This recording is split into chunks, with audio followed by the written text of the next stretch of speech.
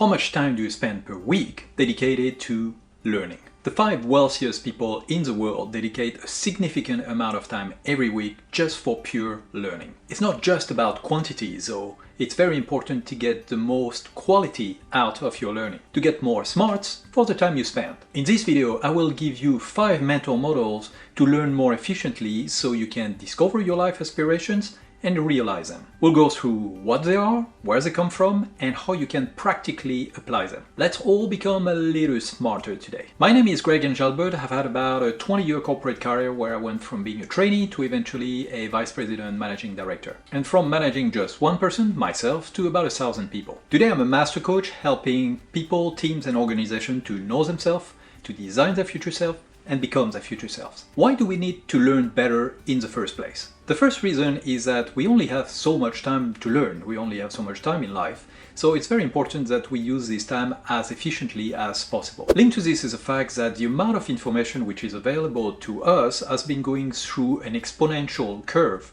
in the past, recent years.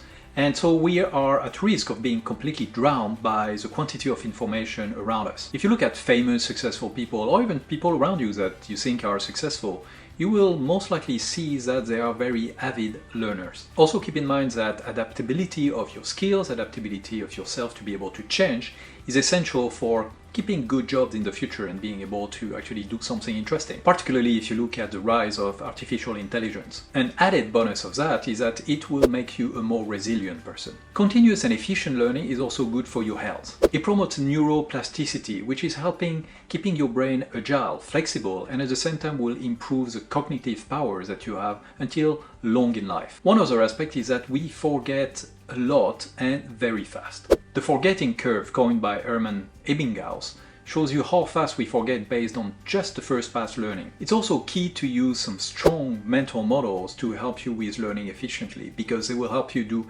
everything we've talked about so far, and at the same time it will help you avoid having an inaccurate worldview. One word of caution is that the fact that you will accelerate your learning and be better with your learning might make you want to do more and more and more and more. And that will really accelerate the pace of your life. I would encourage you, and also myself, about how we can use this efficient learning to actually free some time for ourselves and for the activities which are also important to bring happiness in our life. The Feynman Technique is a learning strategy aimed at understanding and retaining complex information by explaining it in the simplest terms possible. The process involves 4 key steps. Choose a concept you want to understand, teach it to a toddler, identify gaps in your explanation, and then review and simplify. Who does that apply to? You might be a student trying to understand a complex subject, or you might be an adult trying to learn a new skill, or you just want to broaden your knowledge. It's also useful at work when you want to train new employees on complex business topics related to your industry, or for breaking down issues, problems into their most fundamental parts. Here are some practical steps for using this technique. Pick a topic that you want to understand better. Let's say the theory of supply and demand. Try to explain it as you would to a young child. Here you need to put yourself in their shoes. You need to imagine what they think, what their environment is about, what they know, what they don't know. For supply and demand, you might say, imagine you're selling lemonade. And you have a lot of lemonade, but there are not that many people who want to buy your lemonade. And if you want to attract them, you might have to lower your price. But in the reverse, if you have not so much lemonade, but a lot of people want your lemonade, then you might be able to increase your price. Then you might see that there are some parts that you're not able to actually explain very well. Those are the gaps in your knowledge. Like how price elasticity works, or how weather patterns can influence supply and demand. That means digging further into the gaps that you have for this piece of knowledge. And then you will review and simplify once again. On the price elasticity, after having researched it a little bit more, you might say price elasticity is like a rubber band. If the prices changes a little and people buy a lot more or a lot less, then it is a stretching rubber band. If the prices changes a lot but people don't change how much they buy, then it would mean that it's a stiff rubber band. Then you can test it with people of different ages so you can see if that makes sense to them. You can also apply this technique with changing the level of the explanation according to the audience that you have. So you can go from a toddler to a 10-year-old, to a teenager, to a college student, to a PhD. Deliberate practice is a structured and systematic form of practice with the aim of improving performance. It is about being purposeful with what you learn and tackling the weaknesses you have in your knowledge. It is a concept that is coming from performance psychology with the researcher K. Anders Ericsson. At work, it's particularly useful when you want to go deep on one topic that might set you apart from the rest of the people, if you want to become an expert. So how do you use deliberate practice? Break down the skills that you want to improve into its individual components, like mastering fingerstyle techniques if you want to become a great guitar player. Then you break it down into learning the basic finger positions, practicing individual chord transitions, and working on the tempo. Identify the weakest components and focus on developing those areas. For instance, spending 20 to 30 minutes just on finger movements so you can play the intro of Blackbird. Seek immediate feedback on your performance so you can seek and apply changes in real time. You can use a coach, a mentor, or some self-assessment. Here you can use a metronome for keeping the tempo and seeing if you're in line, or doing a video recording of yourself and watching later. After each practice session, then take some time to reflect on what you've learned, what are the things that you've improved and the things that you still need to be working on.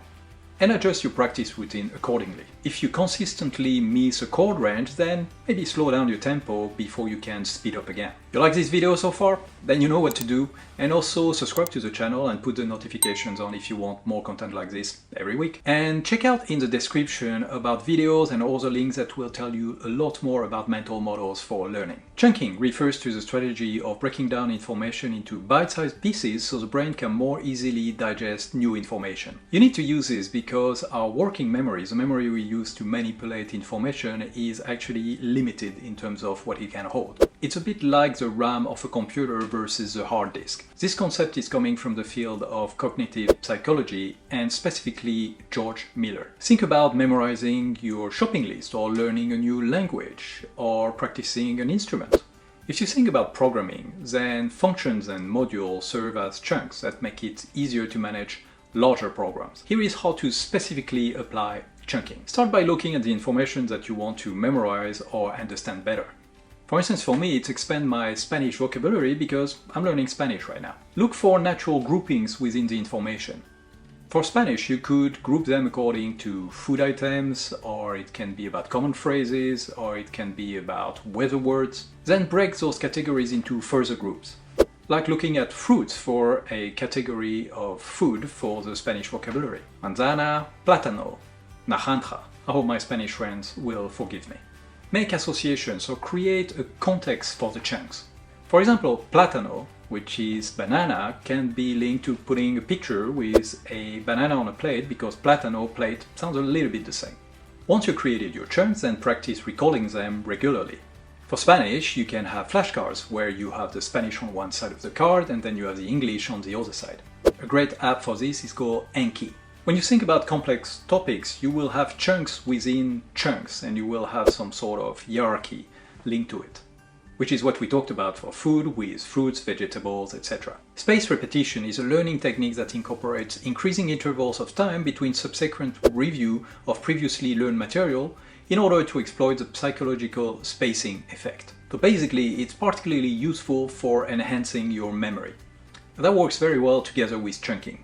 Two researchers have contributed significantly to this model, Piotr Wozniak and Hermann Ebbinghaus. In life, if we take the example of language learning again, this can help you to really accelerate how fast you learn. And at work, if you think about roles that you might have which requires managing a lot of information, that might be quite useful too.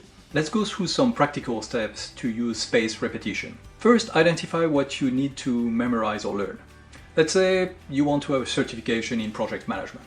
Then you use chunking to break down complex topics into digestible pieces. For your project management certification, you would go through the entire course in general to understand the whole picture. You would take notes, highlight key terms and concepts, then you create flashcards for all the important concepts. You spend some time initially reviewing and learning the material, using the flashcards to test your knowledge. Then you use a spaced repetition system to schedule when you're going to review the material. For the project management cards, for instance, if you use an app like Anki, it will actually create that timing for yourself. If you do it manually, you might create a pile of, okay, I've mastered this now, or a pile of, okay, I'm so-so with it, or a pile of, okay, it needs a lot more work. And as mentioned, as you go through the material, make sure that you mark the flashcards about what are the things that you need to be spending more time on because it's more difficult for you to understand. Anki again would do that for you.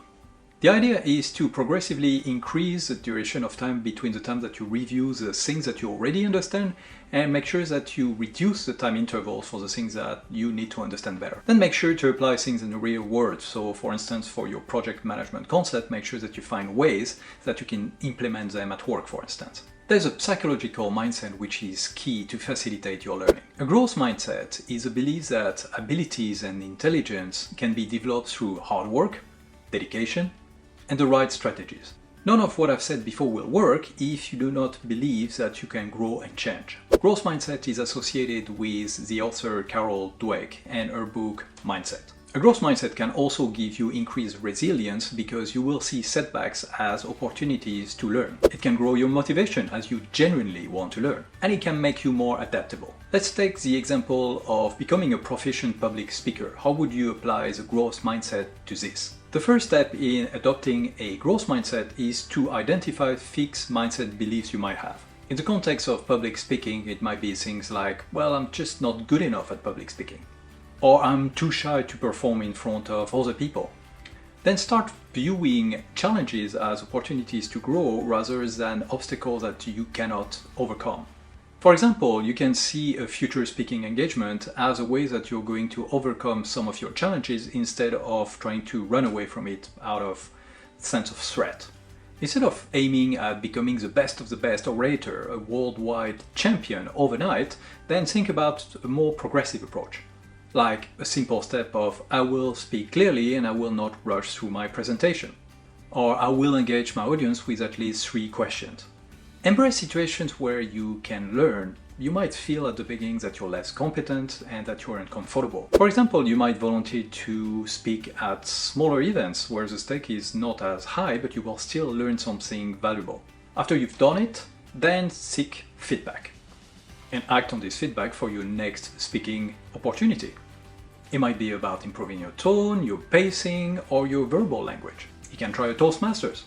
Each successful engagement or improvement is a step forward for you to become that world orator. Celebrate those as an indication that you're growing, not that this is something that you naturally had. It's all about understanding that growth is about work. Watch and listen to accomplished public speakers so you can see what they do well. Then apply those insights to your own practice. Keep putting yourself out there and taking bigger and bigger engagement as you're growing. Apply what you've learned and don't get discouraged by setbacks. There are opportunities to learn and grow. There are plenty of other mental models that you can apply to learn better. For instance, in this video here, I talk about the concept of 70-20-10, which is helping to mix different learning methodologies together. In the video on prioritization model, I talk about the 80-20 rule, also called the Pareto rule, which helps with prioritization, and I talk about other models about prioritization. And last week's video about problem-solving mental models is very key because solving a problem is a way of having a key focus point for your learning. I will leave you with a quote from Brian Herbert, who is a science fiction author, the son of Frank Herbert, who wrote Dune. The capacity to learn is a gift. The ability to learn is a skill. The willingness to learn is a choice. If you've been intrigued by the concept of the growth mindset and how to change yourself, then you might be interested in this video, which is talking about all the mental models for changing.